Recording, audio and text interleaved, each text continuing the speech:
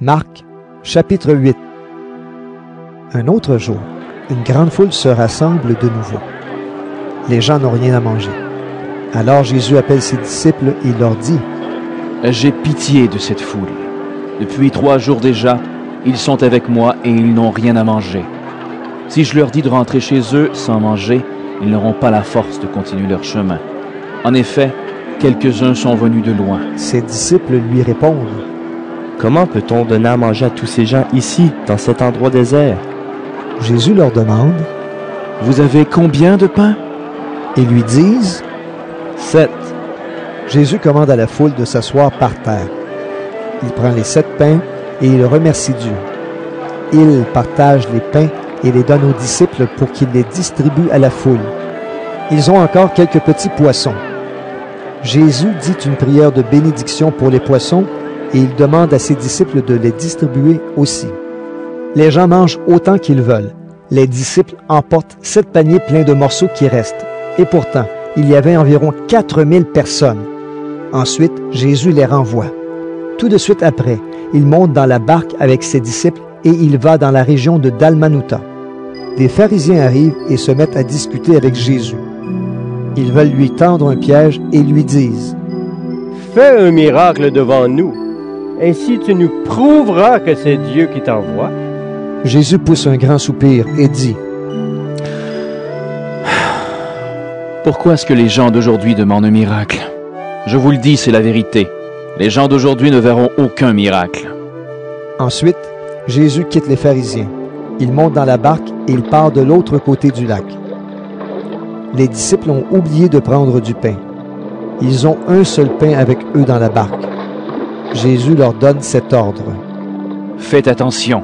Méfiez-vous du levain des pharisiens et du levain d'Hérode. » Alors les disciples se disent entre eux: « Nous n'avons pas de pain. » Jésus s'en aperçoit et leur demande: « Pourquoi est-ce que vous dites entre vous: nous n'avons pas de pain? Est-ce que vous ne savez pas encore? Vous ne comprenez pas encore? Vous avez donc l'intelligence fermée? Vous avez des yeux? Est-ce que vous ne voyez pas? Vous avez des oreilles? Est-ce que vous n'entendez pas? Souvenez-vous donc, quand j'ai partagé les 5 pains pour les 5000 hommes, vous avez emporté des paniers pleins de morceaux. Combien? » Ils répondent: 12 paniers. Jésus continue: « Et quand j'ai partagé les 7 pains pour les 4000 personnes, vous avez emporté des paniers pleins de morceaux. Combien? » Ils répondent: 7 paniers. Alors Jésus leur dit: « Et vous ne comprenez pas encore? » Jésus et ses disciples arrivent à Bethsaïda. Les gens amènent un aveugle et ils demandent à Jésus de le toucher. Jésus prend l'aveugle par la main et le conduit en dehors du village. Il met de la salive sur les yeux de l'homme, il pose les mains sur lui et lui demande: « Est-ce que tu vois quelque chose? » L'aveugle ouvre les yeux et il dit: « Je vois les gens.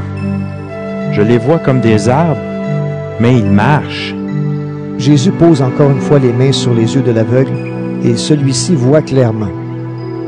Il est guéri et il distingue tout, même de loin. Jésus lui dit: « Retourne chez toi et ne rentre pas dans le village. » Jésus part avec ses disciples vers les villages voisins de Césarée de Philippe. Sur le chemin, il demande à ses disciples: « Pour les gens, qui suis-je? » Les disciples lui répondent: « Les uns disent que tu es Jean-Baptiste, d'autres disent que tu es Élie, d'autres encore disent que tu es l'un des prophètes. » Jésus leur demande: « Mais vous, qu'est-ce que vous dites? Qui suis-je? » Pierre lui répond: « Tu es le Messie. » Alors Jésus leur commande sévèrement: « Ne dites rien à personne. » Ensuite, Jésus commence à enseigner ceci à ses disciples: « Il faut que le Fils de l'homme souffre beaucoup. Les anciens, les chefs des prêtres et les maîtres de la loi ne voudront pas de lui. Ils le feront mourir, et 3 jours après, il se relèvera de la mort. » Il leur dit cela très clairement. Alors Pierre prend Jésus à part et il se met à lui faire des reproches. Jésus se retourne, il regarde ses disciples et il fait des reproches à Pierre. Il lui dit: « Va-t'en, passe derrière moi, Satan. Tu ne penses pas comme Dieu, mais comme les hommes. » Ensuite, Jésus appelle la foule avec ses disciples et il leur dit: Si quelqu'un veut venir avec moi, il ne doit plus penser à lui-même. Il doit porter sa croix et me suivre. En effet, celui qui veut sauver sa vie la perdra. Mais celui qui perdra sa vie à cause de moi et de la bonne nouvelle, il la sauvera. Si une personne gagne toutes les richesses du monde, mais si elle perd sa vie, à quoi cela lui sert-il? Qu'est-ce qu'on peut payer en échange de la vie? Les gens d'aujourd'hui sont pécheurs et infidèles à Dieu. Si quelqu'un a honte de moi et de mes paroles au milieu de ces gens-là, alors moi, le Fils de l'homme, j'aurai honte de lui quand je viendrai avec les anges saints dans la gloire de mon Père.